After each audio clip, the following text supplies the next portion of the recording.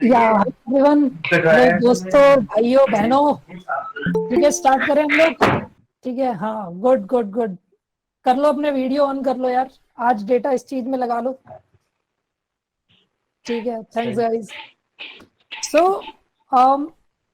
मेरा नाम है कमलकांत गुप्ता। बहुत सारे लोग यहाँ पे जो मुझे जानते हैं, कुछ लोग मुझे नहीं भी जानते, तो उनके लिए मैं इंट्रोडक्शन दे देता हूँ मेरा। मैं एल्फोरो कंपनी को रन कर रहा हूँ और ये एक इंडिया की one of the fastest growing company में से एक है अभी। और मैं एक आईटी कानपुर ग्रेजुएट हूँ, मल्टीपल कंपनीज में काम कर चुका हूँ एज एट ए सीएक्सओ पोजीशन, बहुत सारे स्टार्टअप्स रन किए हैं। So this is my brief introduction. मैंने करियर में एटलीस्ट 1000+ रेज्यूमे रिव्यू किए होंगे यार, एटलीस्ट बता रहा हूँ, more than that in last 10 years। सो कहीं ना कहीं रेज्यूमे मेकिंग जब हम लोग करते हैं, ये समझना जरूरी है, this is our first impression. जब भी हम किसी से मिलते हैं या किसी से बात करते हैं, वो अपॉर्चुनिटी तो मिलनी चाहिए हमें। वो अपॉर्चुनिटी कब मिलेगी? इंटरव्यू देने की, जीडी के लिए जाने की, जब हमारा रेज्यूमे परफेक्ट होगा। तो ठीक है, मैं एक सिंपल सा क्वेश्चन पूछूंगा एंड इंटरेक्टिव सेशन रखेंगे ताकि हम सीख भी पा रहे हैं। ठीक है, ठीक है गाइस? Yes sir. ओके, सो पहले मुझे बताइए कि अगर कोई आपका रेज्यूमे देख रहा है, उससे वो क्या क्या चीजें समझ सकता है आपके बारे में, क्या क्या चीजें सीख सकता है? जैसे हार्ड वर्किंग है या नहीं, ये पता लग सकता है रेज्यूमे से, यस और no? Yes sir. Yes sir. Sir qualifications हो गई। नहीं, सीख उससे पता क्या लगेगा? ये तो चीजें आप लिख रहे हो, उससे पता लगेगा हार्ड वर्किंग हो या नहीं हो, क्रिएटिव हो या नहीं हो, सर हार्ड वर्किंग तो है या नहीं है, सीरियसनेस है या नहीं। यस बोलो। सर हार्ड वर्किंग तो काम करवाएगा जब भी तो पता पड़ेगा। नहीं यार, हार्ड नहीं वर्किंग सर, अभी मैं आपको कुछ रेज्यूमे दिखाऊंगा, ठीक है? वो रेज्यूमे देख के आपको समझ आएगा कि हार्ड वर्किंग लोग अपनी छोटी छोटी चीजों के लिए कितना टाइम देते हैं, कितने परफेक्शन से काम करने की कोशिश करते हैं। Let me show you first. So guys, ये देखिए, किसी बंदे को माइक्रोसॉफ्ट में अप्लाई करना था, राइट? अब उस बंदे ने माइक्रोसॉफ्ट का थीम पिक किया और उस पर पूरा रेज्यूमे बना डाला, राइट? मेहनत है या नहीं ग्रीश इसमें? सर है तो सही। ओके, ठीक है, दूसरा दिखाता हूँ। ये मेरे बैचमेट का रेज्यूमे है, ठीक है? अब इसको देखो कितना अलग है, ये दिख रहा है? अब इस रेज्यूमे में आपको मेहनत दिख रही है, नहीं दिख रही है? Yes sir. हर जगह पे नंबर मेंशन है, क्या क्या रोल्स, क्या क्या चीजें उसने सीखी है, उसके अकॉर्डिंग अपने एक्सपीरियंसेस लिख रखे हैं, दिख रहा है? Yes sir. ओके, अब मैं तीसरा रेज्यूमे दिखाता हूँ। जिस बंदे ने तो अलग ही लेवल पे कमाल किया है, उसने एक मैगजीन में अप्लाई किया था, GQ नाम से मैगजीन है, ओके? बिना इंटरव्यू के लिए डायरेक्टली सेलेक्ट हुआ। ये कवर पेज था, उसने अपना जो रेज्यूमे बनाया, पूरा जो रेज्यूमे बनाया इस बंदे ने, एक मैगजीन के रूप में पूरा रेज्यूमे बना दिया कि एक मैगजीन का कवर रखा जिसके ऊपर खुद की फोटो, जैसे GQ का जो एक्चुअल फॉर्मेट रहता है। तो मेहनत दिख रही है, नहीं दिख रही है बंदों की? बेसिकली अपने आप को स्टैंड आउट करना जरूरी है। जब भी कोई छोटा से छोटा काम हम लोग कर रहे हैं, हम लोग बहुत लाइटली लेते हैं। लोग 20 दिन 30 दिन लगाते हैं एक रेज्यूमे बनाने में। मैंने अपने कॉलेज में जब बनाया था, एटलीस्ट 1 महीना लगा था। मल्टीपल रिव्यूज करवाते हैं, एक एक वर्ड पे काम करते हैं, प्रॉपर स्ट्रक्चरिंग पे काम करते हैं, तभी तो सामने वाला आपको सीरियस लेगा। आप अपनी चीजों के लिए सीरियस नहीं है तो कैसे लेगा, right? Make sense? So resume से हम बहुत सारी चीजें डिड्यूस कर सकते हैं। तो रिक्रूटर्स भी यही काम करते हैं। 90% रेज्यूमे डस्टबिन में जाते हैं रिक्रूटर के, या फिर मेल किया है तो वो डिलीट हो जाता है, क्योंकि आपने कुछ भी ऐसा नहीं किया जिसके कारण वो आप लोगों को वैल्यू करे। Make sense? Okay, now let's start resume building. Resume के बहुत सारे सेक्शंस होते हैं। Let's start from one by one, okay? पहला सेक्शन क्या होता है? पर्सनल इंफॉर्मेशन का एक सेक्शन होता है, जहां आप अपना नाम लिखते हो, अपना कॉन्टेक्ट नंबर डालते हो, ईमेल आईडी आप एंटर करते हो, राइट? कुछ लोग एड्रेस भी डाल देते हैं, बट आई विल सजेस्ट कि एड्रेस वगैरह आप ना रखें, केवल अपना नाम, ईमेल आईडी रखें। साथ में अपनी लिंक्डइन प्रोफाइल रख सकते हैं if you are a professional. For example, IT jobs में जाना चाह रहे हैं, मार्केटिंग में जाना चाह रहे हैं, तो अपना लिंक्डइन प्रोफाइल शेयर करें। लेट्स से अगर आप किसी क्रिएटिव पोजीशन के लिए अप्लाई कर रहे हैं, मान लो आप डिजिटल मार्केटर के लिए अप्लाई कर रहे हैं, या फिर आप अप्लाई कर रहे हैं ग्राफिक डिजाइनिंग के लिए, इस तरह की पोजीशंस के लिए अप्लाई कर रहे हैं, तो आप अपना पिंटरेस्ट, आप अपना इंस्टाग्राम, आप अपना फेसबुक, ये सब लिंक भी शेयर कर सकते हैं। इलेक्ट्रॉनिक रेज्यूमे में पता है ना, क्लिकेबल बन जाते हैं आइकन्स जब लिखते हो, पता होगा इतना तो डायरेक्टली क्लिक करके पर्सन आपकी प्रोफाइल्स देख सकता है, रेलेवेंट चीजें देख सकता है। सो समझ आया आप लोगों को? Contact Yes, information sir. में नाम, ईमेल आईडी और आपका नंबर। इसके अलावा आपकी सोशल प्रोफाइल्स इफ नीडेड, फालतू में मत शेयर करना। अगर लिंक्डइन प्रोफाइल में 2 लाइन लिखी है, कनेक्शन में 5 लोग हैं, please don't share your LinkedIn. अगर प्रॉपर बना हुआ है, प्रॉपर कंटेंट शेयर करते हैं, तभी आप इन चीजों को लिखिए। सेकंड चीज क्या होती है, सेकंड सेक्शन क्या होता है, कौन बताएगा? सेकंड सेक्शन क्या होता है ऊपर अपनी इंफॉर्मेशन लिखने के बाद? Qualifications, objective. ठीक है, नॉट नेसेसरी, बट काफी लोग ऑब्जेक्टिव लिखना प्रेफर करते हैं। अब ऑब्जेक्टिव को कैसे लिखा जाए? मैंने बहुत सारे बच्चों के ऑब्जेक्टिव्स देखे, बहुत सारे फ्रेंड्स के ऑब्जेक्टिव्स देखे। लोग क्या करते हैं, कॉपी पेस्ट कर देते हैं इंटरनेट से एक उठाकर।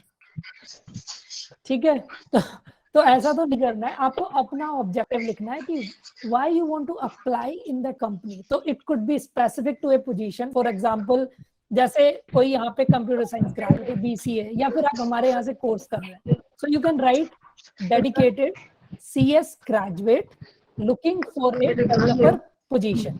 Make sense? Dedicated CS graduate looking for a developer position. इससे क्लियर क्या हो रहा है, किस पोजीशन के लिए अप्लाई कर रहे हो, क्या किया हुआ है आपने, and you are very clear कि क्या चीज आप करना चाह रहे हो। राइट, ऑब्जेक्टिव से क्लियर हो रहा है। लेट्स से मुझे अगर अप्लाई करना है, मुझे अपना ऑब्जेक्टिव लिखना है एज ए एक्सपीरियंस पर्सन, तो मैं क्या लिखूंगा?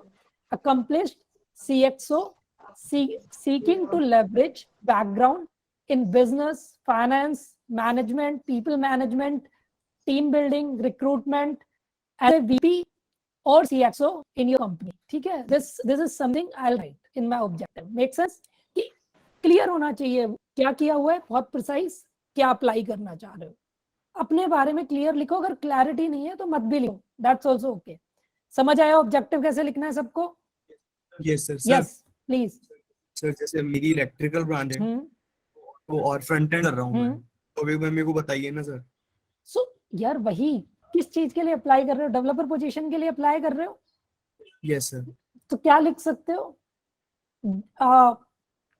डेडिकेटेड इंजीनियर लिख सकते हो अपने आप को, अगर इसी में चेंज कर रहे हो तो। राइट, डेडिकेटेड प्रॉब्लम सॉल्वर लिख सकते हो, because as a engineer you are a problem solver. Right, yes sir. ऐसे आपको अपने बारे में सोचना पड़ेगा। ये नहीं कर सकते कि यार मुझे ऐसा ही लिखना है।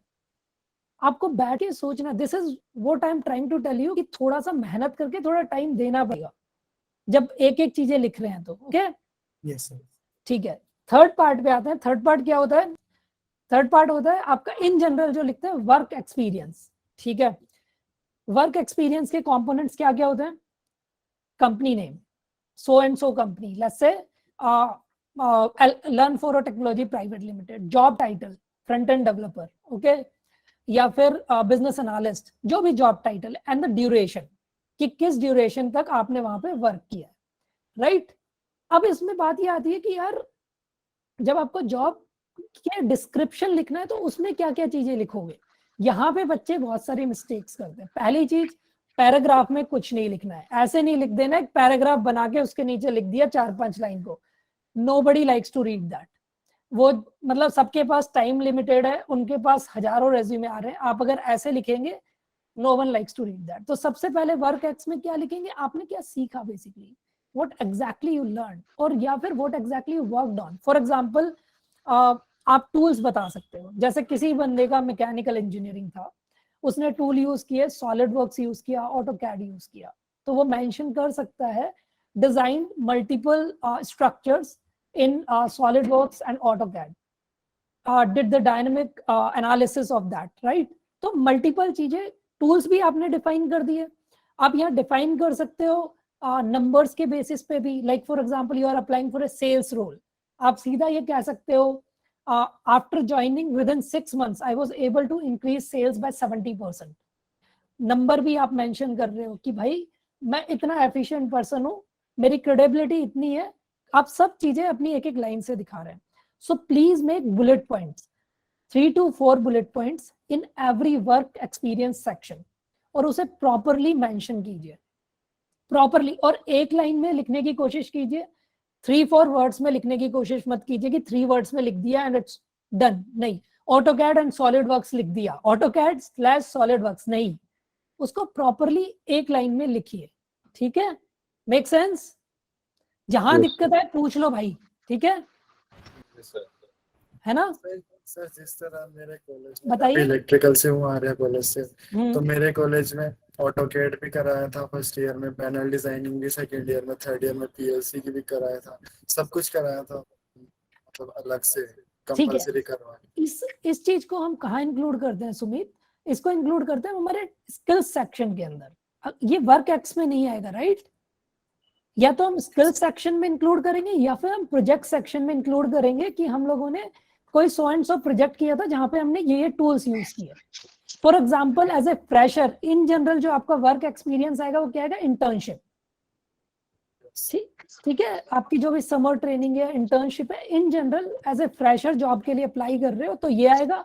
और अगर एज ए इंटर्न अप्लाई कर रहे हो कहीं पर, आपने अभी तक कोई ट्रेनिंग नहीं की है, तो आपका वर्क एक्स भी नहीं आएगा, इंटर्न भी नहीं आएगा, फिर आपको अपने प्रोजेक्ट्स मेंशन करने हैं। Make sense? ठीक है Sumit?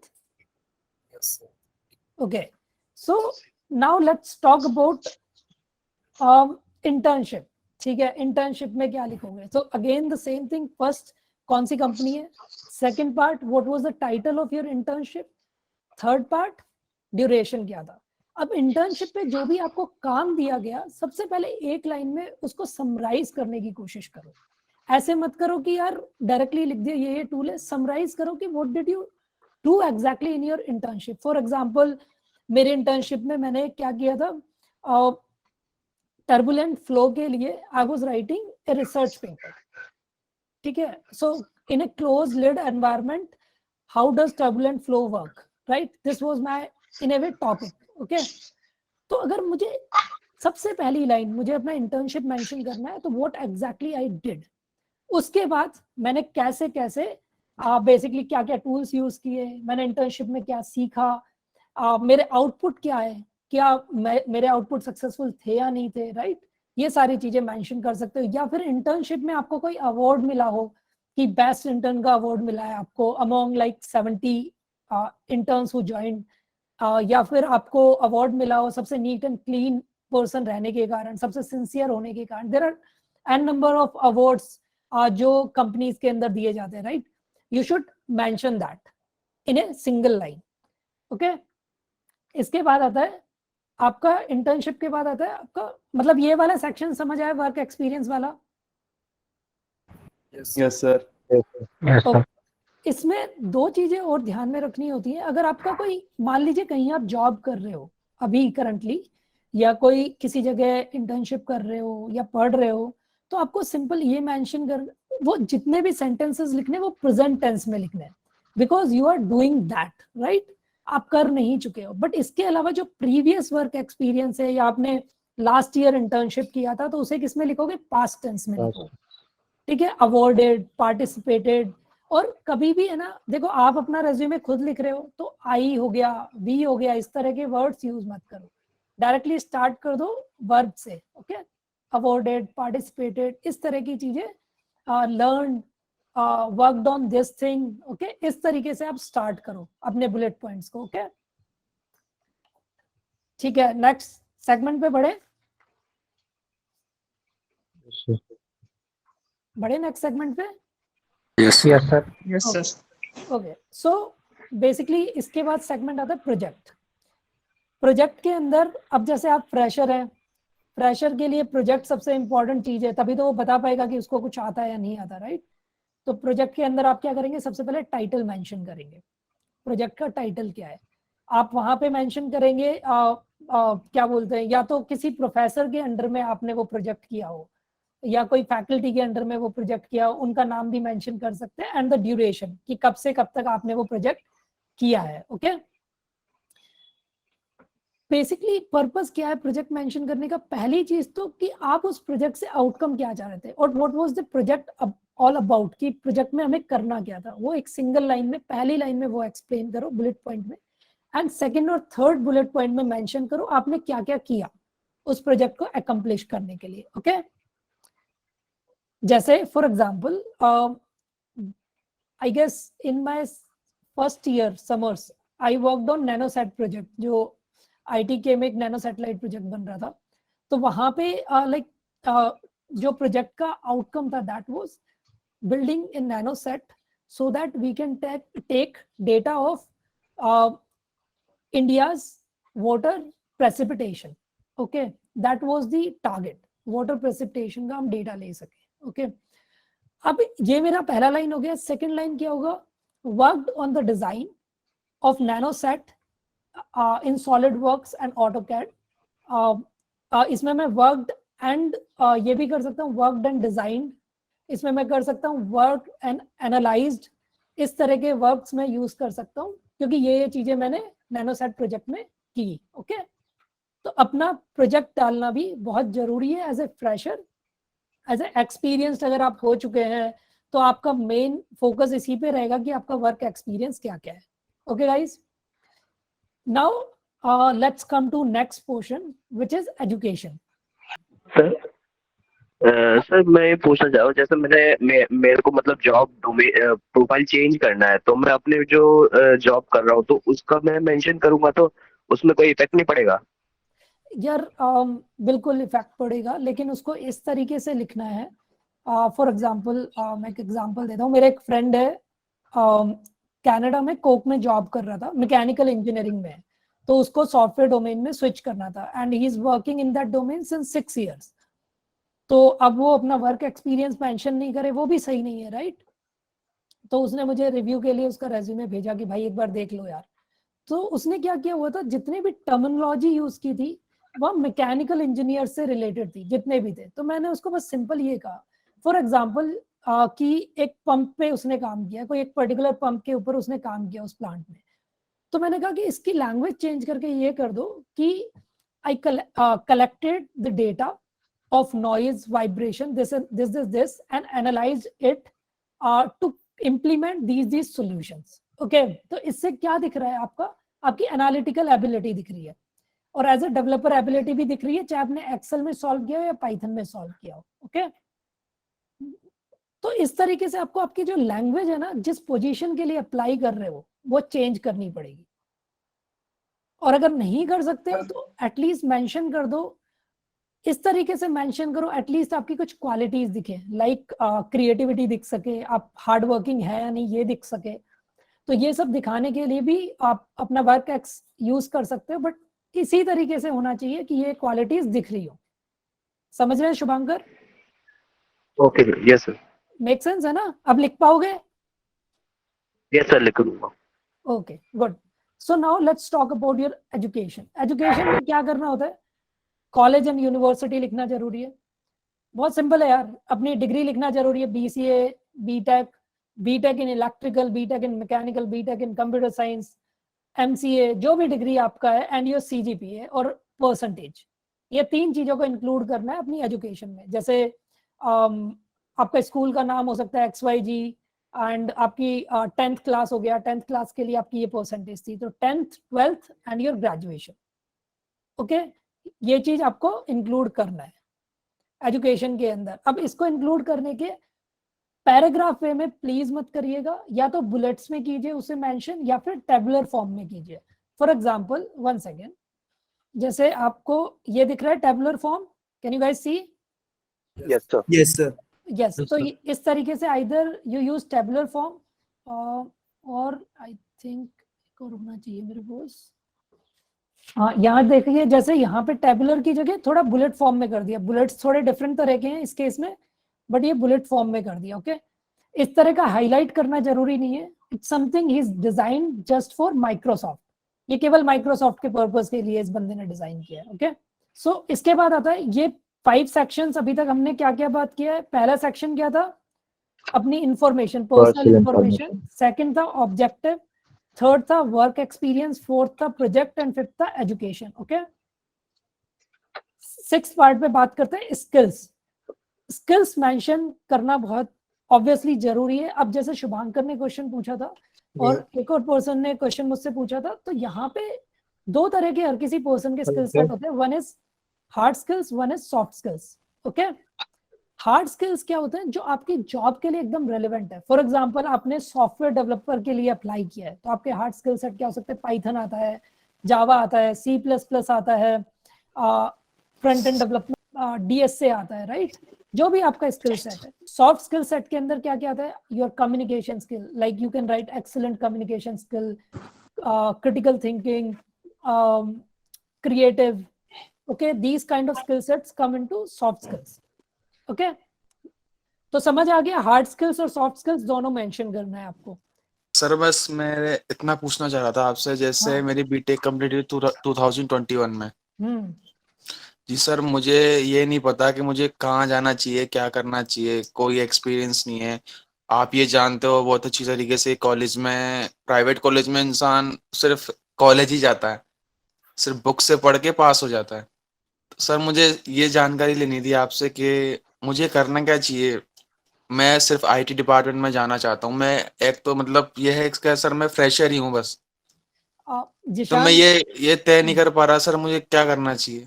Jishan, first of all, man, this is a resume building session. At the end, I'll take this question. I have no issue. I'll take this question at the end. But right now, let's focus on resume building. Okay, Jishan? Okay sir. मतलब बाकी सब लोगों ने resume के लिए join किया ना यार, तो एक बार जी उन सर। लोगों को सबको समझा देता हूँ, और ये आपको भी काम आएगा यार। जी सर। जब अप्लाई करोगे ना जॉब के लिए, तो आपको भी बहुत काम आने वाली है ये चीज। कहीं नहीं मिलेगा इतने स्ट्रक्चर्ड फॉर्म में आपको, आप चाहे पूरे इंटरनेट को छान मारिए, नहीं मिलेगा आपको। जो चीजें मैं बता रहा हूँ ना, उसको लिख के प्रॉपरली यूज कर लेना बस, है ना? ठीक है, ओके। स्किल्स वाला समझ आया लोगों सबको? अब इसमें और अपन नेक्स्ट चीज पे चलते हैं। 7th पोर्शन होता है जिसमें बहुत सारी चीजें हम डाल सकते हैं, डिपेंड करता है कि हमने क्या क्या किया है। फॉर एग्जांपल हम अचीवमेंट एंड अवार्ड्स डाल सकते हैं। ओके, अचीवमेंट्स एंड अवार्ड्स में हो गया जैसे won this competition, okay, won basketball competition at national level, right? तो इस तरह की चीजें आप डाल सकते हैं। केवल पार्टिसिपेशन मत डालिएगा। पार्टिसिपेशन से ये लगता है कि यार मैंने एक ट्रैक के लिए पार्टिसिपेट कर लिया, मैं एक मैराथन के लिए पार्टिसिपेट कर लिया, उसका कोई मतलब नहीं है खास। Until unless you have won something, या फिर वहां पे कुछ एक अच्छी पोजीशन पे आप आए हो, ठीक है? अवार्ड एंड अचीवमेंट के अंदर ये चीजें आप मेंशन कर सकते हो। आप अपने, अगर आपने कोई पेपर पब्लिश किया है वो लिख सकते हैं, अगर आपने कोई पेटेंट फाइल किया है वो लिख सकते हैं, कोई भी ऐसी चीज, आपने अगर कोई सर्टिफिकेशन किया है वो लिख सकते हैं, बिकॉज आपके पास कोई ना कोई प्रूफ होना चाहिए कि आपने किया है। तो अगर आपने सर्टिफिकेशन कोई लिया है किसी भी जगह से, उसको आप यूज कर सकते हो, उसको लिख सकते हो। ओके, कुछ लोग लैंग्वेजेस भी लिखते हैं एडिशनल सेक्शन में। सब लोगों को हिंदी और इंग्लिश आती है। अगर ये 2 लैंग्वेजेस आती है, प्लीज इस सेक्शन को इंक्लूड मत कीजिए। अगर आपको इसके अलावा कोई 3rd लैंग्वेज आती है, फ्रेंच आती हो, जर्मन आती हो, बंगाली आती हो, राइट, कोई भी 3rd लैंग्वेज अगर आती है, वो कहीं ना कहीं हेल्प करती है, क्योंकि आप वहां के लोगों से क्या है, इजीली कॉन्वर्सेशन कर पाएंगे उस तरह के लोगों से। वो आपका एक एडेड एडवांटेज बन जाता है अगर आपको कोई 3rd लैंग्वेज आती है। ओके, तो वो 3rd लैंग्वेज तभी इंक्लूड करें जब अगर आपको आती है, अदरवाइज लैंग्वेज पोर्शन को नहीं इंक्लूड करें।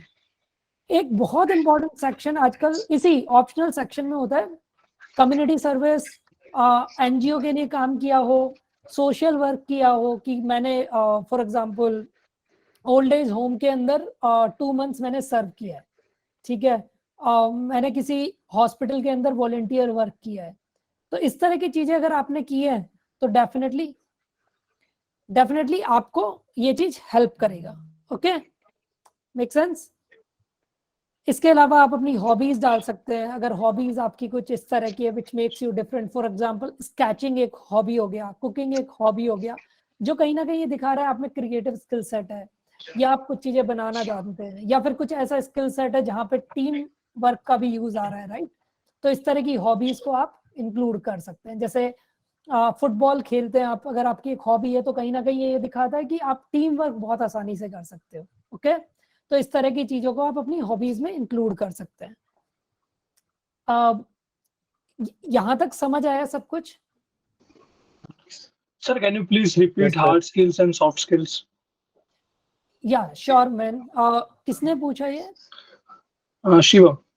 Shivam, okay Shivam. Hard skills का मतलब यार सिंपल ही होता है कि जिस जॉब के लिए आप अप्लाई कर रहे हो राइट, उसके लिए रेलिवेंट स्किल सेट आपके क्या है। फॉर एग्जांपल डेवलपर पोस्ट के लिए अप्लाई कर रहे हो तो क्या क्या हो गया है, आपको HTML आता है, CSS आता है, डेटाबेसेस आते हैं, जावा आती है, पाइथन आता है, जो भी ऐसे स्किल सेट है। Okay Okay. दूसरा होता है सॉफ्ट स्किल्स। सॉफ्ट स्किल्स क्या होती है, जो आपको पीपल मैनेजमेंट में हेल्प करती है, टीम बिल्डिंग में हेल्प करती है, टीम को साथ लेके चलने में हेल्प करती है, या फिर कुछ आप में जैसे सॉफ्ट स्किल्स हो सकती हैं critical thinking, problem solving, aptitude हो सकता है, और क्या हो सकता है, गुड कम्युनिकेशन स्किल हो सकती है आपकी, राइट। इस तरह की चीजों को आप अपना सॉफ्ट स्किल के अंदर इंक्लूड कर सकते हो। ओके समझ आया Shivam? And sir, if we have done any kind of social service, then where should we include that? Definitely अगर सोशल सर्विस कुछ भी किया है तो जो लास्ट वाला सेक्शन मैंने बोला ना ऑप्शनल, जिसमें awards and achievement, published paper, published patent, language अगर आपको कोई एक्स्ट्रा आती है तो, सोशल वर्क हो गया, हॉबीज हो गई, ये सब उसमें आप इंक्लूड कर सकते हो। Okay Okay, sir. ओके अब हम बात करते हैं यार कि इतना समझ आया सब लोगों को कि सेक्शंस कौन कौन से होते हैं, क्या क्या लिखना है। Yes sir. Yes sir. अब इसमें कुछ कुछ चीजें हैं जो ध्यान में रखनी होती है। ऐसा नहीं है कि रैंडमली बस ये चीज लिखी और लिख के उसे वर्ड डॉक्यूमेंट में डाला और बन गया, राइट। कुछ कुछ चीजें हैं जो हमें ध्यान में रखनी होती है। एक चीज, नंबर्स का यूज करो जितना कर सकते हो, उससे क्या होता है क्वांटिफाई हो पाती हैं चीजें। क्वांटिफाई अगर आप कर पा रहे हो इसका मतलब ये एक्चुअली आपने काम किया है। आप दूसरा क्रेडिबिलिटी इंप्रूव होती है। तीसरा ये याद रहेगा पर्सन को कि ये बंदा नंबर्स पे बात करता है, राइट। कि अगर मैं सिंपली ये कहूँ that I have excellent communication skill, इसकी जगह मैं अगर ये मेंशन करूँ कि मैंने कोई इंटर कॉलेज डिबेट कंपटीशन जीता, राइट, तो दोनों में डिफरेंस आ गया, जिसमें 500 लोगों ने या 5000 लोगों ने पार्टिसिपेट किया था। और मे बी मैंने कोई जीता, मैंने कोई डेवलपर्स के लिए कोई क्या बोलते हैं हैकाथॉन हुआ, उसको मैंने आई वॉन दैट हैकाथॉन, या फिर मैं 3rd पोजीशन पे आया out of let's say 1000 people. तो जब आप नंबर्स मेंशन करते हो तो दिखता है कि आपका स्किल सेट किस तरह का है, कितना स्ट्रॉन्ग स्किल सेट है और कितना आप बिलीव करते हो खुद पे। ओके एक चीज होती है बेसिकली एक इम्पैक्ट आता है, एक्टिव वर्ब्स होती हैं, ठीक है। एक्टिव वर्ब्स को यूज करने से कुछ इम्पैक्ट आ जाता है बेसिकली रेज्यूमे के अंदर।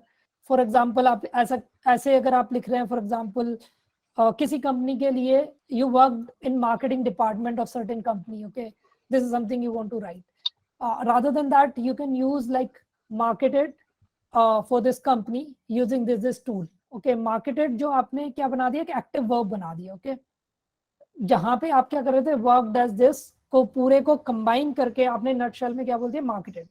या आपने ऐसा लिख रहे थे आपकी for example work does a supervisor लिखना चाह रहे थे, इसको कंसाइज मैनर में you can write down supervised this task. Okay तो एक्टिव वर्ब्स का यूज करते हो तो कंसाइज वे में आप ज्यादा इंफॉर्मेशन लिख सकते हो।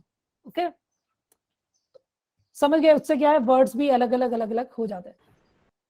ओके सो इसके अलावा और क्या क्या चीजें ध्यान में रखनी चाहिए रेज्यूमे बिल्डिंग के टाइम पे? फॉर्मेट हमेशा एक रहना चाहिए। ऐसा नहीं होना चाहिए आपके जो फॉर्मेट है वो मतलब अनऑर्गेनाइज्ड है, फॉर्मेटिंग प्रॉपर नहीं है, जो फॉर्मेट स्टार्टिंग में यूज किया था उससे चेंज कर रहे हो, वो कभी नहीं करना चाहिए।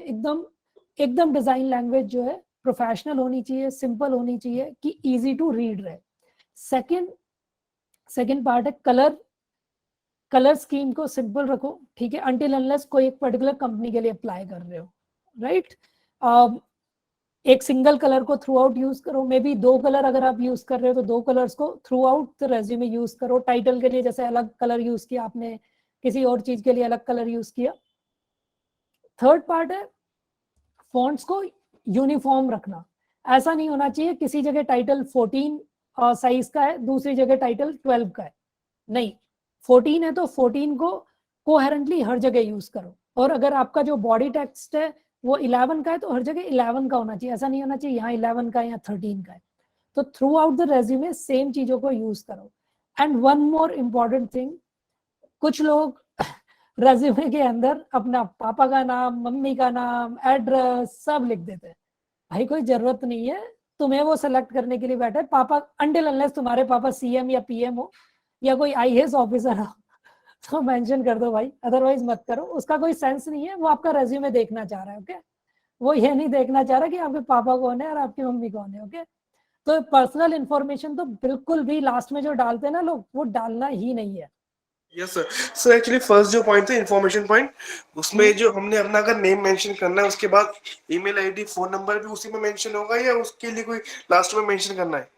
यार इन जनरल जो अपना स्टार्टिंग में अपन लिखते हैं ना, शुरू में ऊपर ही ऊपर लिखते हैं, आपको Yes, याद sir. हो तो ऊपर ही Yes, sir. ऊपर आप है ना अपना नंबर, अपना ईमेल आईडी, Yes, आपका sir. LinkedIn profile, and I Okay. Request you to make a good LinkedIn profile. उसके Yes, sir. बहुत बेनिफिट मिलते हैं। और अगर आप क्रिएटिव पोजीशंस के लिए अप्लाई कर रहे हैं तो definitely you can use, okay, Instagram Sir. दे सकते हैं आपका। हाँ बोलिए।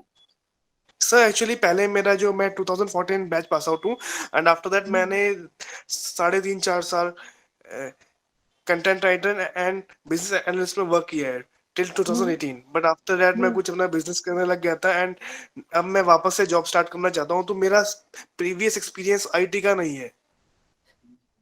मैंने जैसे बताया था ना, वो अमित, मेरे एक फ्रेंड का केस बताया था, Yes, sir. कनाडा में था, सॉफ्टवेयर में स्विच किया है। और भी फ्रेंड्स लोग Yes, हैं, sir. जैसे आपके साथ रहा, मेरे कुछ फ्रेंड्स लोग हैं, उन्होंने आईएएस की तैयारी की 4-5 इयर्स, ठीक है। Yes sir. So they had the same doubt कि अब हम क्या करें, कि यार हाउ वी शुड अप्लाई, या फिर हम लोग किस तरीके से अपनी स्टोरी को बताएं। तो कहीं ना कहीं जो भी आपने किया है ना, या तो उसको sir. आप मेंशन कीजिए। अगर इन बिटवीन आपने कोई सर्टिफिकेशन लिया हो तो बेस्ट है। सर्टिफिकेशंस अगर लिए हैं तो उससे आप अपना गैप फिल कर सकते हैं। अगर आपने बिजनेस किया है तो आप उससे फिल कर सकते हैं गैप को by showing them your qualities, like you have managed a team, you did sales, you did marketing, so you are good at, like उसका सीधा रेफरेंस ये बन जाता है, you are good at product development. ठीक है, Yes, sir. Product के बारे में सोच सकते हो, है ना।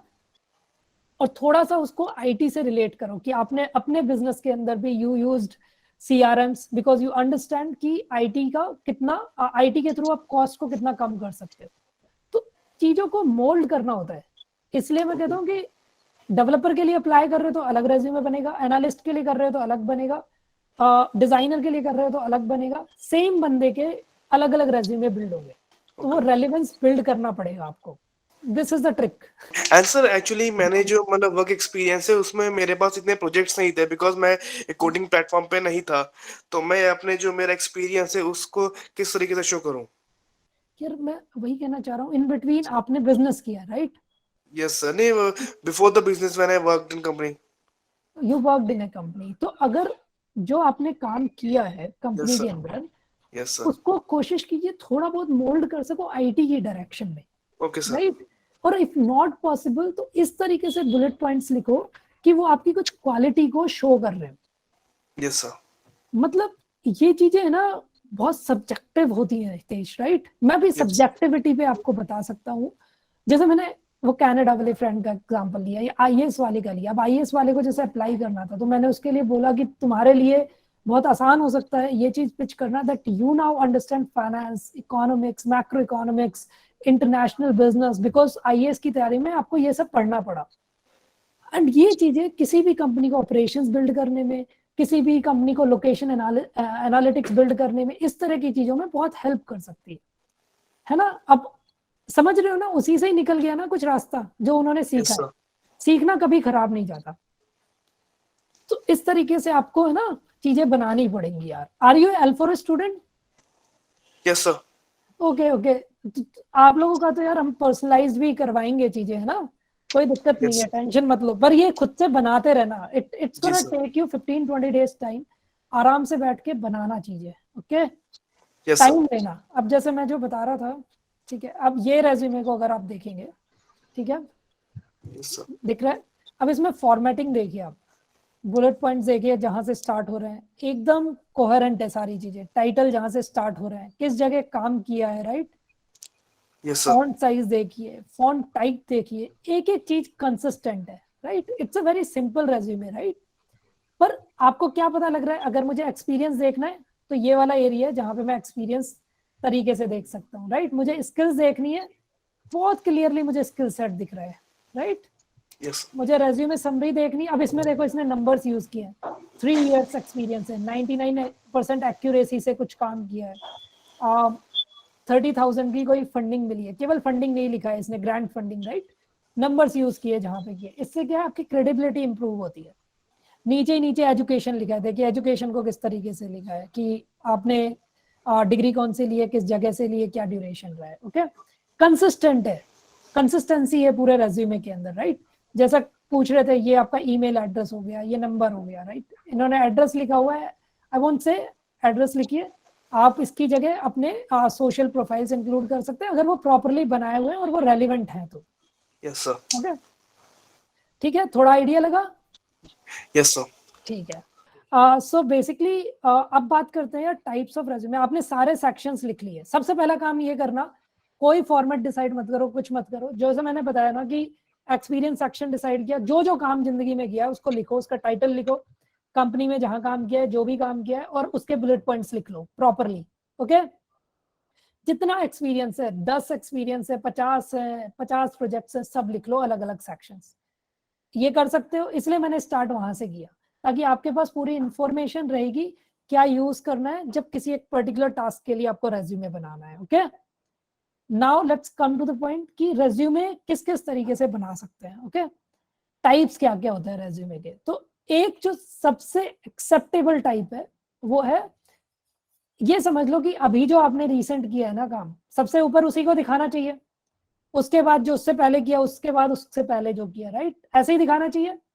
इसको बोलते हैं रिवर्स क्रोनोलॉजिकल ऑर्डर, टाइम के अकॉर्डिंग। बेसिकली जो सबसे रीसेंट किया है वो सबसे पहले आएगा, जो उससे पहले किया है वो उससे पहले आएगा, उससे पहले किया है वो उससे पहले आएगा। ठीक है, समझ गए? ये टाइप 1 होता है रेज्यूमे का। दूसरा टाइप होता है जहां पे आप स्किल सेट पे फोकस करके रेज्यूमे बिल्डिंग करते हैं। ये बहुत रेयरली लोग यूज करते हैं, बहुत रेयरली यूज करते हैं लोग, बट इसको बनाने में भी एफर्ट एक्स्ट्रा चाहिए। जैसे मैं एक रेज्यूमे दिखा देता हूँ आपको, फंक्शनल वाला। जैसे ये एक टाइप है फंक्शनल का, दिख रहा है? फंक्शनल में यहाँ क्या स्किल दिख रही है? Strategy, right. अब पर्सन ने क्या किया स्ट्रैटेजी के अंदर? Supply chain transformation. ये मेरे बैचमेट का एक रेज्यूमे, सप्लाई चेन में क्या स्ट्रैटेजी यूज किया है उसके बुलेट पॉइंट्स, ग्रोथ स्ट्रैटेजी में कैसे यूज किया है, ऑर्गेनाइजेशनल रिस्ट्रक्चरिंग में क्या यूज किया है। अब इसने स्किल्स के बेसिस पे पूरा बनाया, ना कि टाइम के बेसिस पे बनाया। ओके, समझ रहे हो? Yes, sir. है ना? तो ये 2 तरह के रेज्यूमे होते हैं। तीसरा होता है जहां पे हम मिक्स यूज करते हैं। तो जैसे एजुकेशन के लिए आप रिवर्स क्रोनोलॉजिकल ऑर्डर यूज कर रहे हैं, और बाकी पूरा वर्क एक्सपीरियंस दिखाने के लिए, प्रोजेक्ट्स दिखाने के लिए आप फंक्शनल वाला पार्ट यूज कर रहे हैं। ओके, हाइब्रिड भी बना सकते हो। Now it depends on your creativity, कितनी अच्छी से चीजें आपको करनी है ना? गाइस समझ आ रहा है ना? प्लीज यस नो कहते रहो। Yes, sir. Yes, sir.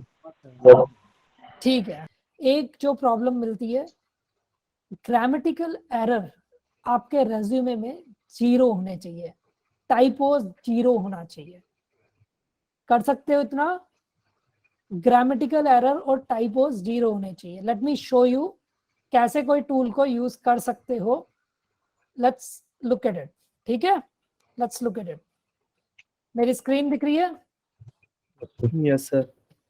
ठीक है, लेट्स से मुझे बिल्कुल इंग्लिश नहीं आती, I name Kamal Gupta.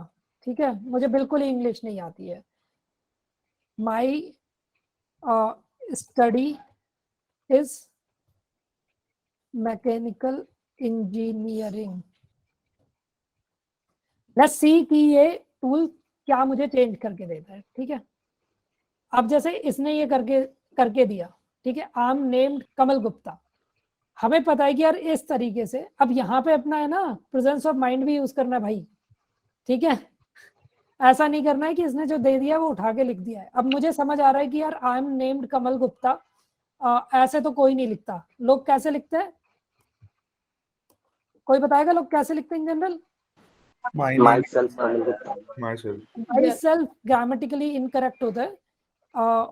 My name is. या तो लिखते हैं आई एम कमलकांत गुप्ता, ठीक है, या फिर माई नेम, लेट्स से ऐसे पर लिखना है। मुझे नहीं पता कि हेल्पिंग वर्ब क्या लगेगी, कमल गुप्ता। ठीक है, एंड आई हैव स्टडी, मुझे नहीं पता थर्ड फॉर्म आती है क्या आती है, I have study mechanical engineering, ठीक है। मैंने इस टूल को यूज किया, my name is Kamal Gupta, I have studied mechanical engineering, ठीक है। थर्ड फॉर्म भी आ गई यहाँ पे। बेसिकली इस तरह के जो भी ग्रामर चेकिंग वाले टूल है, जैसे ये मैंने एक दिखाया, दूसरा ग्रामरली होता है, वर्ड के अंदर भी टूल्स होते हैं, these tools you can use, okay. But grammar और टाइपो एरर 0 होने चाहिए, एकदम 0 होने चाहिए। सेकंड, ईमेल एड्रेस आपका अनप्रोफेशनल नहीं होना चाहिए। डूड किशोर या लाइक कुछ भी वियर्ड होते हैं यार, मैंने जो पढ़ा है, एकदम प्रोफेशनल होना चाहिए। आपका नाम और सरनेम यूज होकर जो बेस्ट बन सकता है वो ईमेल एड्रेस ही आप यूज करें। इससे ये लगता है कि अपना ईमेल एड्रेस तक प्रोफेशनल नहीं है, पर्सन क्या प्रोफेशनल होगा यार, ठीक है।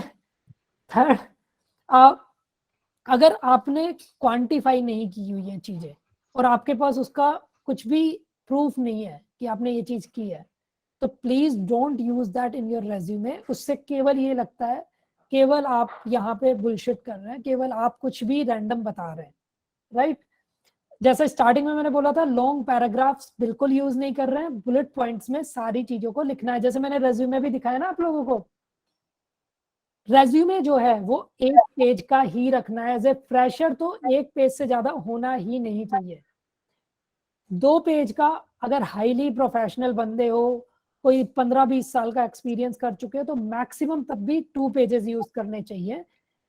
अदरवाइज 2 पेजेस मैं फिर भी रिकमेंड नहीं करूंगा, 1 पेज यूज करो, सेक्शंस प्रॉपर बनाओ, जो सबसे इंपॉर्टेंट एंड रेलिवेंट इंफॉर्मेशन है केवल वही यूज करो, फालतू की इंफॉर्मेशन को यूज मत करो, ओके।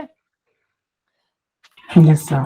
ठीक है, यहाँ तक पोल को प्लीज, पोल्स को भी यूज करते रहो। और नेक्स्ट मेरा एक पार्टी बेसिकली ये है कि कवर लेटर करके एक चीज होती है, किस किस को पता है, जब हम लोग मेल करते हैं। अब ठीक है, रेज्यूमे बना लिया, रेज्यूमे बना लोगे अब तो, या अभी भी नहीं बनेगा? अब भी कोई डाउट है तो पहले पूछ लो, फिर मैं नेक्स्ट एक डाउट है कि अपन फोटोज, जैसे फोटोज लगाते हैं कई लोग रेज्यूमे में टॉप राइट पे, हाँ, तो वो लगानी चाहिए क्या? अच्छे दिखते हो तो लगा लो यार। अरे मतलब ग्रीश, बात ये है कि इन जनरल मुझे जो लगता है और जितना मैंने मेरे फ्रेंड सर्कल में देखा है, या जो हाईली प्रोफेशनल लोग होते हैं, I have never seen them using a photo in the resume, but there are some people who use that. जैसे कि ग्राफिक डिजाइनिंग के लिए अप्लाई करना है for example, you Yes, can sir. use, but as a developer apply करना है, I don't think it is relevant, okay। आपको as ए influencer किसी चीज के लिए अप्लाई कर रहे हो, then it's good to use your photograph। जैसे मैं 1-2 एग्जांपल देता हूँ, कुछ मैंने रेज्यूमे दिखाए थे स्टार्टिंग में कि किसी को मैगजीन के लिए अप्लाई करना था, तो उसने अपने रेज्यूमे को मैगजीन फॉर्म में बना दिया, and that guy got directly selected. उसका कोई इंटरव्यू नहीं हुआ, कोई जीडी नहीं हुआ, कुछ नहीं हुआ, कोई एग्जाम नहीं हुआ, डायरेक्टली उसको जीक्यू ने हायर किया था।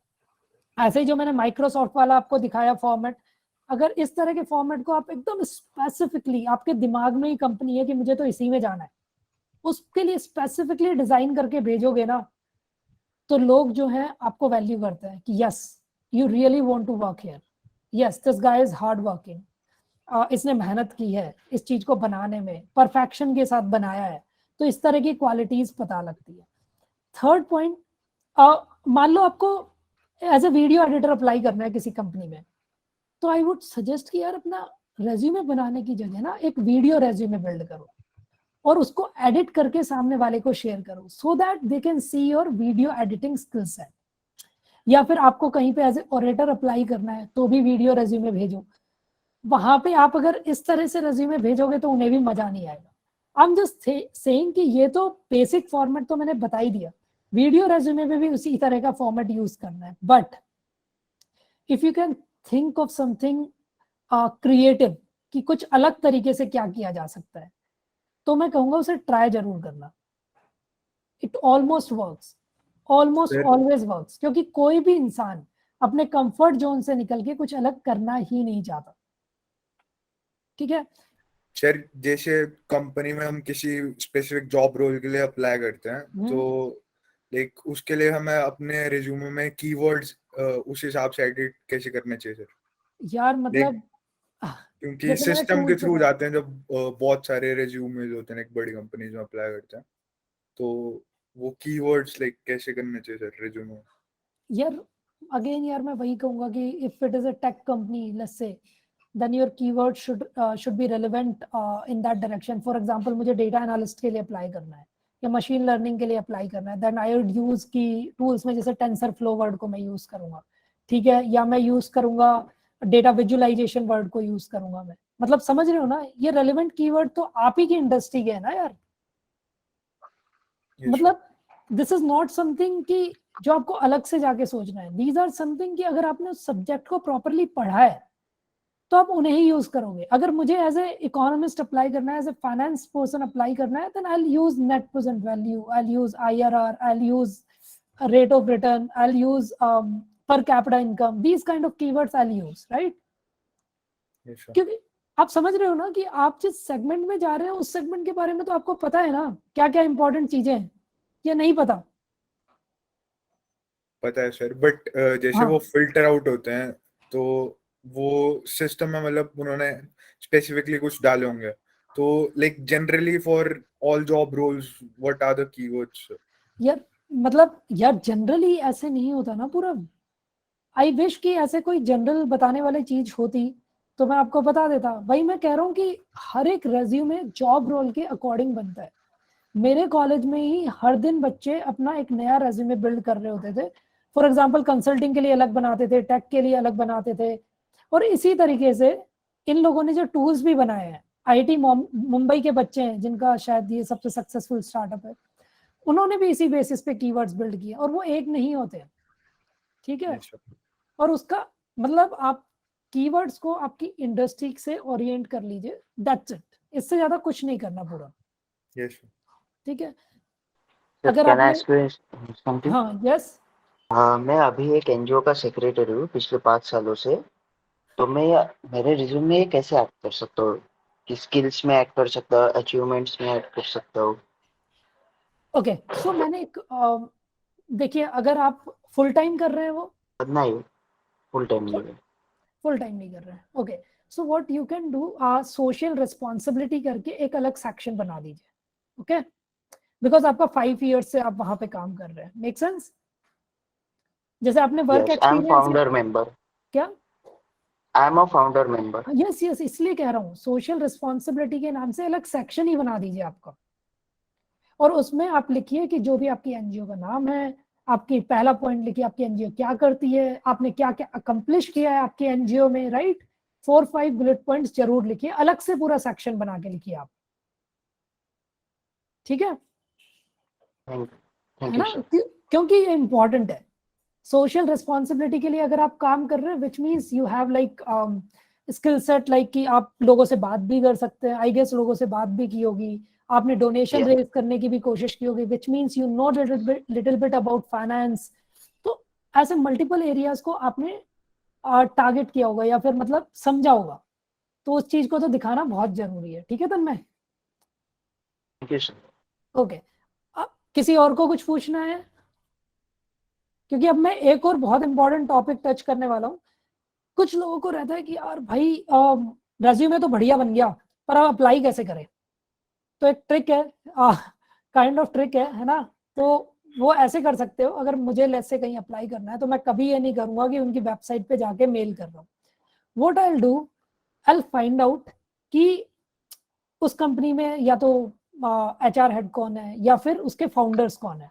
लेट्स से अगर कोई स्टार्टअप है या गूगल में अप्लाई कर रहा हूँ तो मैं गूगल में देखूंगा कि मुझे किस पर्सन के अंडर में काम करना है, या टीम लीड कौन है जिसके सेगमेंट में मुझे, जिसके पास मुझे जाना है, राइट? इस तरह के टूल्स को मैं यूज करूंगा। तो what I will do, I will connect them over LinkedIn, ठीक है? या मैं उनका ईमेल आईडी फाइंड आउट करने की कोशिश करूंगा। ईमेल आईडी निकालकर मैं उन्हें एक कवर लेटर के साथ, अब यहाँ कवर लेटर जो लिखना होता है ना, ये बहुत इंपॉर्टेंट स्किल सेट होता है, और उसका सब्जेक्ट लिखना, सब्जेक्ट प्रोफेशनल होना चाहिए, कैची वर्ड्स नहीं होने चाहिए, ठीक है? अमेजिंग, इस तरह की चीजें यूज मत करो सब्जेक्ट में। You should be like applying for this role, okay? या फिर लुकिंग फॉर दिस अपॉर्चुनिटी, इस तरह के कीवर्ड्स को सब्जेक्ट में यूज कर सकते हैं आप। अब जब आप अपना कवर लेटर लिख रहे हैं, ये मैं बहुत शॉर्ट में बता रहा हूँ यार, ये अपने आप में एक पूरा वीडियो पोर्शन है। तो जब आप कवर लेटर लिख रहे हो, कवर लेटर को ऐसे मत लिखो मैंने ये किया है वो किया है फलाना ढिकड़ा। सबसे पहले स्टार्ट करो, आपने हाय जिसको भेज रहे हो उसका नाम hi Kamal, this is Girish Mittal let's say, and I am doing this thing right now and I have gone through your LinkedIn profile and you are working on this project. इस प्रोजेक्ट से आप ये अचीव करने की कोशिश कर रहे हो and I am really excited कि अगर मैं इस प्रोजेक्ट पे काम कर पाऊंगा तो I will be like I will be the right asset for you. Basically what यहाँ पे आप पता है क्या कर रहे हो, यहाँ पे आप ये कर रहे हो that you know about that company, you know about that project, और उसके साथ अपने स्किल सेट को अलाइन करके लिख रहे हो।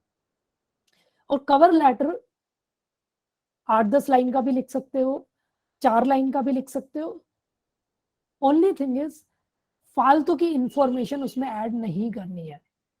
आपके रेज्यूमे में वो बाकी चीजें देख सकता है, आपको अलाइन करना है अपने जो एकदम रेलेवेंट स्किल सेट को उनके बेसिकली प्रोजेक्ट से, या उनका जो विजन है। लेट्स से कोई स्टार्टअप है जिसमें 100 to 500 पीपल है, तो उनका फाउंडर इन जनरली आपको रिप्लाई करेगा, तो फाउंडर रिप्लाई कर रहा है तो फाउंडर के विजन के साथ अलाइन करो that you are trying to democratize finance.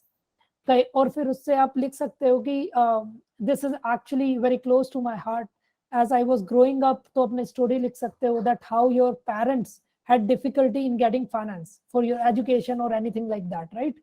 और फाइनेंशियल इंक्लूजन पे काम कर रहे हो, तो उस चीज को जब आप इंक्लूड करोगे तो उसको भी मजा आएगा पढ़ने में कि हाँ भाई इस बंदे को मुझे रखना चाहिए। क्यों? क्योंकि इस बंदे को आइडिया है मेरी कंपनी के बारे में, ठीक है। एंड डेफिनेटली आपको कॉल आएगा और हो सकता है डायरेक्ट भी हायर कर लें, ऐसे भी केसेस हैं बहुत सारे। Make sense? तो इस तरीके से आपको कवर लेटर लिखना है, इस तरीके से कंपनीज को स्काउट करना है। रैंडमली अप्लाई करोगे, 1000 जगह करोगे, स्पैमिंग कर रहे हो और कुछ नहीं कर रहे हो आप लोग। बस 10 जगह अप्लाई करो, बट 10 जगह आपका रेज्यूमे शॉर्टलिस्ट होगा अगर आप ये सब चीजें फॉलो करोगे जैसा मैंने आपको बताया है, ठीक है। और हर एक कंपनी के लिए अलग रेज्यूमे बना सकते हो, दिमाग लगा के काम करोगे। किसी किसी का होता है ना, जब फर्स्ट ईयर में एंटर करता है मुझे यार इसी कंपनी के लिए काम करना है यार, कुछ होते हैं लोग, तो उस कंपनी के लिए काम करना है तो अपने आप को एकदम स्टैंड आउट कर दो क्राउड से कि भाई मैं एकदम अलग हूँ और मैं आपकी कंपनी के लिए ही बना हूँ, ऐसा बना दो खुद को। सर जैसे मेरा मतलब स्टार्टिंग से ये था कि मेरे को वीजा कंपनी है बैंगलोर में, वहां जाना है, तो उसके लिए मतलब ये होता है कि आपका रेज्यूमे जो होता है वो बिल्कुल अलग बनना चाहिए, मतलब ऐसे सबसे अलग होता है। अब जैसे मेरे को वीजा के लिए बनाना है तो मेरे सेक्शंस कार्ड की फॉर्म में हो सकते हैं, वीजा कार्ड की फॉर्म में हो सकते हैं, just out of the box idea हो सकता है ना। Yes sir. उनका कलर यूज कर सकते हो। सेकंड पॉइंट ये है कि वीजा क्या करता है गिरीश? सर वीजा एक मास्टर कार्ड टाइप में है।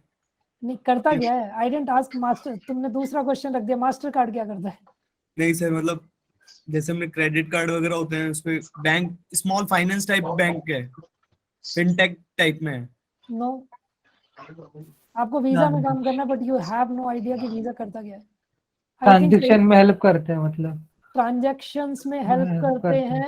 एक्चुअली ट्रांजैक्शंस को वेरीफाई करते हैं।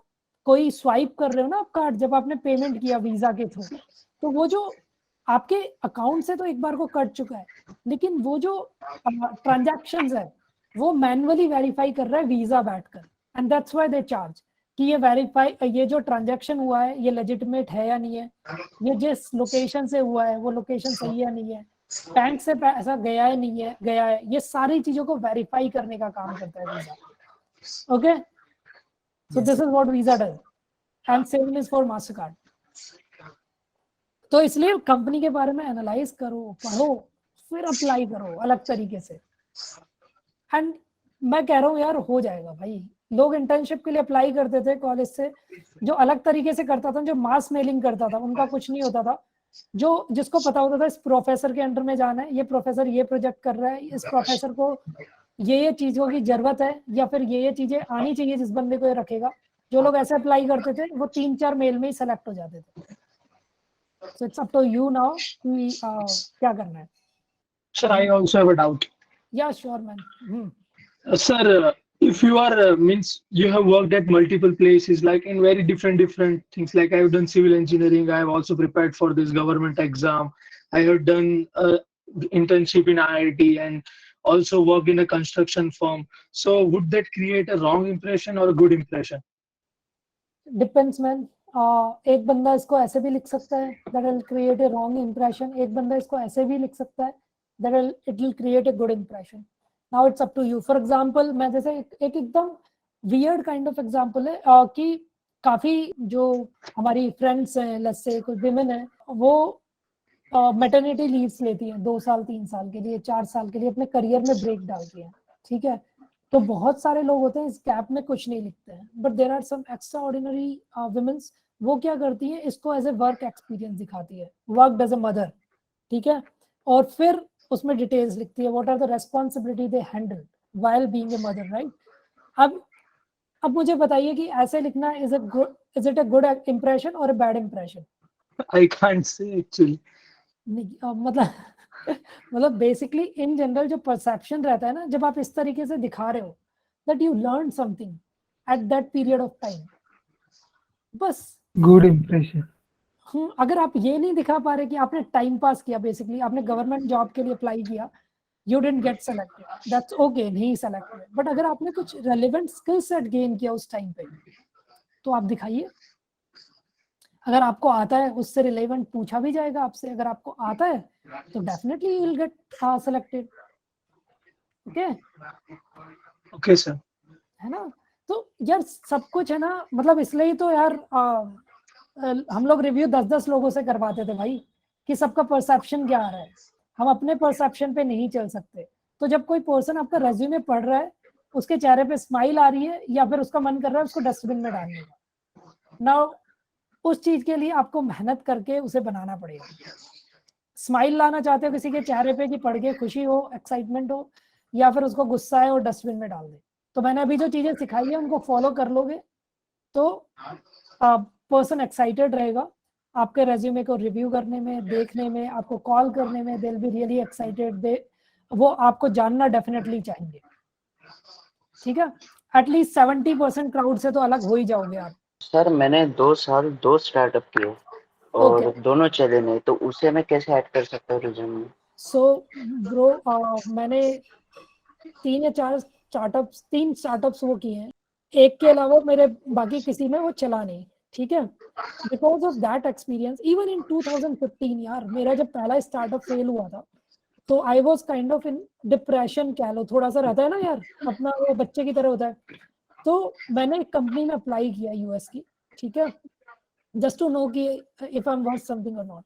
So the package they were offering was 1.75 CR at 2015 में, ठीक है, and 4 days work. एक ही रीजन था, मेरा एंटरप्रेन्योरशिप का एक्सपीरियंस, ठीक है। तन्मय, स्टार्टअप एक्सपीरियंस से ऊपर कोई एक्सपीरियंस नहीं है। रिज्यूम में कैसे ऐड कर वर्क सकता हूँ? एक्सपीरियंस में इंक्लूड करो, अपने स्टार्टअप का नाम लिखो, उसमें आपका अपना 1 साल भी हो तो? फाउंडर लिखो। हाँ, 1 साल भी हो तो? So what? अरे बात ये, आपने सीखा क्या उस स्टार्टअप को बिल्ड करके, उस मार्केट के बारे में क्या सीखा? Did you learn anything about strategies? Did you learn anything about market? Did you learn how to do product development? आपने कोई प्रोडक्ट बिल्ड किया उस टाइम पे? अगर आपने प्रोडक्ट बिल्ड किया अपनी कंपनी के लिए, तो उससे रेलेवेंट क्या हो सकता है? कितने लोगों को मैनेज किया आपने? तो टीम बिल्डिंग स्किल सेट आ गया आपके पास, टीम मैनेजमेंट स्किल सेट आ गया, टाइम मैनेजमेंट स्किल सेट आ गया, जो मिल ही नहीं सकता इन जनरल। समझ रहे हो तन्मय? मतलब ये तो बहुत पॉजिटिव है भाई। I also one thing to ask that if we have work in that event organizers or that we used to do in college, that we used to means create that clubs and all that, so we can add those certificates also. भाई वो तो award and achievement में, अगर किसी fest में किसी भी चीज के पार्ट रहे हो ना, प्लीज मेंशन। हाँ, And also had the post, means like there are posts now that president, secretary, so I had that kind of post also. भाई ये तो बहुत बहुत पॉजिटिव इम्पैक्ट क्रिएट करता है, that you have leadership skills. तो अपना जो अवार्ड एंड अचीवमेंट वाला पोर्शन है ना आपका, you can write it even above work experience, उससे भी ऊपर मेंशन कर सकते हो, अगर आपके अवार्ड्स एंड अचीवमेंट्स इस तरह के हैं। ये तो बहुत रेलेवेंट है भाई, आपको वैसे ही नहीं जाने देगा वो बंदा। शिवम, Okay. किसी इस तरह की पोजीशन पे काम करना एक रेस्पॉन्सिबिलिटी उठाना होता है, राइट? Yes, और sir. रेस्पॉन्सिबिलिटी उठाने वाले लोग जल्दी से मिलते नहीं है कंपनीज को। रिक्रूटर के पर्सपेक्टिव से सोचो, जैसा मैंने पहला क्वेश्चन स्टार्ट किया था ना, कि क्या क्या रेज्यूमे से देख सकता है, अब समझ आ रहा है कितनी चीजें रेज्यूमे से क्लियर हो जाती है Yes, sir. Just from a single piece of paper. आपकी पूरी स्टोरी क्लियर हो जाती है, what kind of a person you are. तो अपनी स्टोरी को अगर बहुत प्रॉपरली दिखाना है that you have done something in your life, और या फिर ये दिखाना है that you want to do something in your life, वो सिंगल पीस ऑफ पेपर से आप कर सकते हो, अपने रेज्यूमे से आप कर सकते हो। Okay, sir. सर जैसे अभी मैंने ना 2 महीने तक मतलब कंपनी में काम करा था, सेल्स की कंपनी थी, मैंने फिर छोड़ दिया, तो वो किस में आएगा? वो ऐड करना चाहिए या नहीं करना चाहिए? कितने दिन काम किया था? सर 2 महीने भी नहीं करा था, 1.25 महीने करा था। क्यों छोड़ा? सर सेल्स की कंपनी थी, तो मतलब सही ढंग से बात नहीं करते थे, तो इसलिए छोड़ दिया था। चलो यहाँ पे anybody who would want to attempt कि इसको कैसे दिखा सकते हैं? Can you please repeat, brother? मतलब ग्रीश ये कह रहा है कि ग्रीश ने एक कंपनी में ऑलमोस्ट 2 मंथ्स काम किया सेल्स पे, ठीक है? तो क्या उसे वो दिखाना चाहिए या नहीं दिखाना चाहिए, और दिखाना चाहिए तो वो कैसे दिखा सकता है? नहीं दिखाना चाहिए। क्या नहीं दिखाना चाहिए। सर्वेश कह रहा है नहीं दिखाना चाहिए, ओके? सर दिखाना चाहिए ना, कस्टमर के साथ कम्युनिकेशन कैसे बिल्डअप करते हैं। Communication skill sir. ठीक है, गुड। हाँ देखो, यस, तो समझ आ रहा है ग्रीश कि there is no single answer, हर किसी का पर्सपेक्टिव। आई वुड सजेस्ट कि जब अप्लाई कर रहे हो ना, सबसे बड़ा नेगेटिव पॉइंट क्या है 2 मंथ्स का? सबसे बड़ा नेगेटिव पॉइंट है that you are not serious about your career. Okay, yes sir. इससे ये दिख रहा है, बट इसको पॉजिटिव ऐसे भी दिखा सकते हो कि I was experimenting, मतलब you can write down that you are ready to experiment basically. So initially you were experimenting with this, क्या कहते हैं, with sales domain, and at the end you found out that you are not that much excited about it, right? तो Yes. इस तरह का कुछ लिख सकते हो, या फिर मोस्ट प्रोबेबली नहीं लिखना इज बेटर, पर अगर लिखना है ऐसे लिख सकते हो, और जब अपना डेवलपर का लिखोगे तो वहां पे क्लैरिफाई कर सकते हो that I did an internship for 6 months and I am very sure that this is something I want to do. Okay, तो वो वाला जो नेगेटिव और पॉजिटिव वाला पार्ट है, वो नेगेटिव जो है बहुत पॉजिटिव बना देगा इस पार्ट को, that now you have a clarity. It depends man, again it depends कि आप किस तरीके से शो कर रहे हो, but in general 2 महीने का है, straight away don't show it. ठीक है? Okay sir. ओके, पर हाँ सबके अच्छे पॉइंट थे, कम्युनिकेशन दिखता है, कस्टमर इंटरेक्शन दिखता है, that's true. Only problem was कि 2 मंथ्स इन्होंने काम किया है, तो that is one A bigger issue. Negative चीजें ज्यादा जल्दी दिखती है जब भी कोई पर्सन रेज्यूमे पढ़ता है तो। Yes guys. और सर एक और लास्ट डाउट सर, जैसे अभी मैंने ना ग्राफिक डिजाइनिंग भी कर रखा है, तो उसकी पोस्ट के लिए अप्लाई करा था, तो उसमें एचआर ने मतलब मेरे से ये डायरेक्ट पूछा कि आप तो इलेक्ट्रिकल स्ट्रीम से हो और आप ग्राफिक डिजाइनिंग के लिए क्यों जा रहे हो, या फिर आपको ग्राफिक डिजाइनिंग में ही करना था तो आप स्टार्टिंग में ही जो डिप्लोमा होता है ग्राफिक डिजाइनिंग का वो कर सकते थे, तो आपने स्ट्रीम अपनी चेंज क्यों करी, स्विच क्यों करी? तो आपको ऐसे पोलाइटली बोलना चाहिए कि सर या it could be one of the perspective, being an engineer is all about solving some problems, solving complex problems, and graphic designing is not just about कि आपने कुछ beautiful design कर दिया है, it's about solving a problem कि customers को मुझे communicate कैसे करना है। वो communication design करने में कहीं ना कहीं मेरी engineering degree मुझे help करती है। ओके, तो डिग्री को ऐसे जस्टिफाई कर सकते हो। सेकंड पॉइंट ये होता है सर, at when you are in 12th class, when you are young, आपके मैक्सिमम डिसीजंस जो होते हैं वो कहीं ना कहीं इम्पोज्ड होते हैं through society, but when you grow, when you are independent, जब अपने दोस्तों से बात करते हो तब आप नई स्किल सेट सीखना स्टार्ट करते हो और आपको समझ आता है कि what you are good at. उस टाइम पे मुझे समझ आया that I am really good at graphic designing, तो मैंने ग्राफिक डिजाइनिंग में अपना करियर परस्यू करना स्टार्ट किया। तो दोनों हो गए, डिग्री भी हो गया, समझ आ गया? यस है ना? ठीक है, और कुछ? किसी को पूछना है? बाकी ये इंटरव्यू क्वेश्चन है, ये अलग से यार मैं करवाऊंगा चीजें। बाकी और किसी को कुछ पूछना है? Okay guys, I think session अच्छा लगा है, नहीं लगा, एक बार ये तो बोल दो। सर बहुत हेल्पफुल था। यस सर, हेल्पफुल था। Very useful. Yes sir. बाकी मुझे भी मजा आया इंटरेक्ट करने में, सब लोगों ने क्वेश्चंस पूछे, सबसे अच्छी बात, और सब लोगों को सीखने को भी मिला क्या करना है क्या नहीं करना। अब सुनो, जितने भी यहाँ पे लोग हैं अपने रेज्यूमे आज से ही बनाना स्टार्ट कर देना धीरे धीरे, ठीक है? Yes sir. कर दोगे ना स्टार्ट? टाइम मत लेना, और पुराने रेज्यूमे को एक बार बिल्कुल भी है ना हाथ मत लगाना जो पहले बनाए हुए हैं। स्टार्टिंग से स्टार्ट करो, फॉर्मेट बाद में डिसाइड करना, सबसे पहले लिखो लाइफ में क्या क्या किया है, क्या अचीवमेंट्स है, क्या अवार्ड्स है, क्या हॉबीज है, क्या लैंग्वेज आती है, सब कुछ लिख लो यार, चाहे 10 पेज लगे, लिख लो। Now find out a good format जो आपको लगता है जनरल फॉर्मेट हो सकता है। फिर उसके बाद, या फिर कोई स्पेसिफिक कंपनी में ही जाना है तो उसके लिए भी रेज्यूमे अपना एक अलग बिल्ड कर सकते हो, उनसे फाउंडर से कनेक्ट करके उनके साथ शेयर कर सकते हो। And I know 5 resume share करोगे आपका सिलेक्शन हो जाएगा, ठीक है? अगर डायरेक्ट भी आप किसी के साथ शेयर कर रहे हो, अगर आपने उन्हीं के हिसाब से चीजों को बनाया है।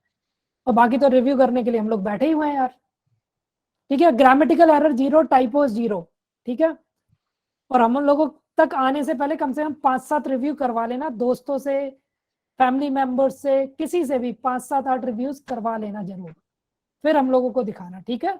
वैसे फॉन्ट साइज क्या रहता है? यार फॉन्ट साइज अब जैसे 11 to 13 यूज कर लो, 11 से नीचे नहीं ले जाना चाहिए, और केवल प्रोफेशनल फॉन्ट्स यूज करने चाहिए, जैसे कि हेल्वेटिका हो गया, पैलेटिन हो गया, टाइम्स हो गया, ये सब यूज करने चाहिए। ओके गाइज बेसिकली यार लास्ट में 3 क्वेश्चन है। L4 वाले जो स्टूडेंट्स हैं उनका तो एक उनके लिए तो सब कुछ फ्री है ही, बाकी जो साथ में बच्चे हैं उनके लिए ज्यादा रेलिवेंट है।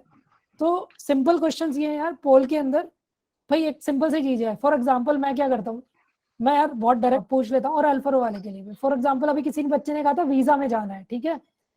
वीजा में जाने के लिए मान लो मैं आपको कोई पर्सन मिलता है वीजा का डेवलपर, वीजा में टीम हेड है या फिर टीम लीड है जो भी है, या वीजा यूएस में काम कर रहा है, वो आपका रेज्यूमे रिव्यू करने के लिए रेडी हो जाता है आपके लिए। सो विल यू पे फॉर इट?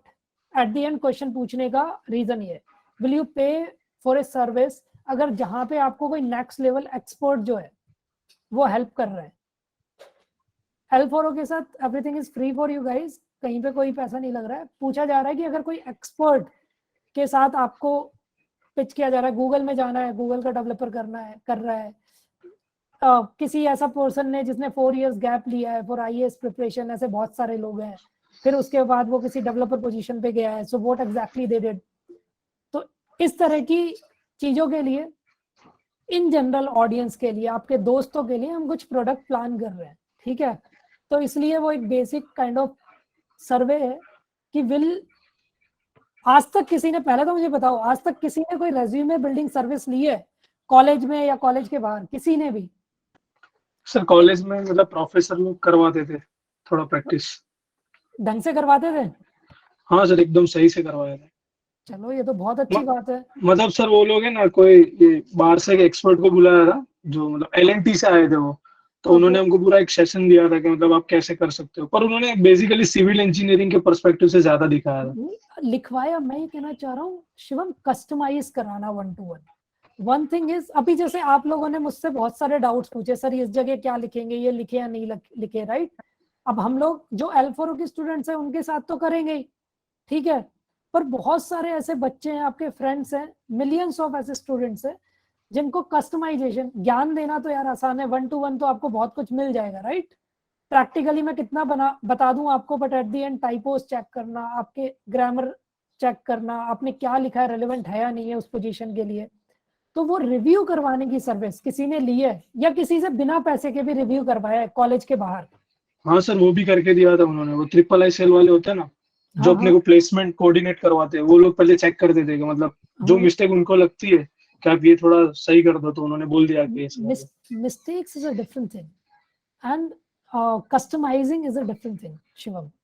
ओके, तो कस्टमाइज, जैसे मैंने बताया ना कि एक single one size doesn't fit all, right? ऐसा कभी नहीं होता, तुम्हें बहुत स्पेसिफिक जाना पड़ता है जिस कंपनी में, जिस पोजीशन के लिए जा रहे हो। तो तुम्हें रिव्यू उसी के अकॉर्डिंग चाहिए होता है, वहां के लोगों से चाहिए होता है। सो आई एम जस्ट आस्किंग कि किसी ने ऐसा सोचा या सर्च भी किया या नहीं किया कॉलेज टाइम पे कस्टमाइज करने के लिए अपना resume for a particular company, किसी को वीजा जाना था तो उसके लिए उसने सोचा या नहीं सोचा? No one? ठीक है, No. Okay cool.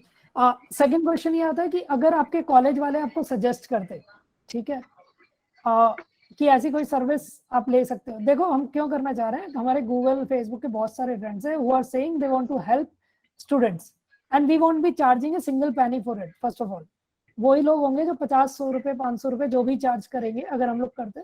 So eight the and अगर ऐसी कोई सर्विस होती और आपका कॉलेज आपको बताता तो would you have used it? अगर आप Yes. लोग यूज करते या नहीं Definitely. Straight away? Yes sir. क्यों करते हैं ये बताओ मुझे। क्योंकि सर कॉलेज में हमारे रेज्यूमे बनाया था पूर्णिमा में, 4 पेज का बनवाया था सर।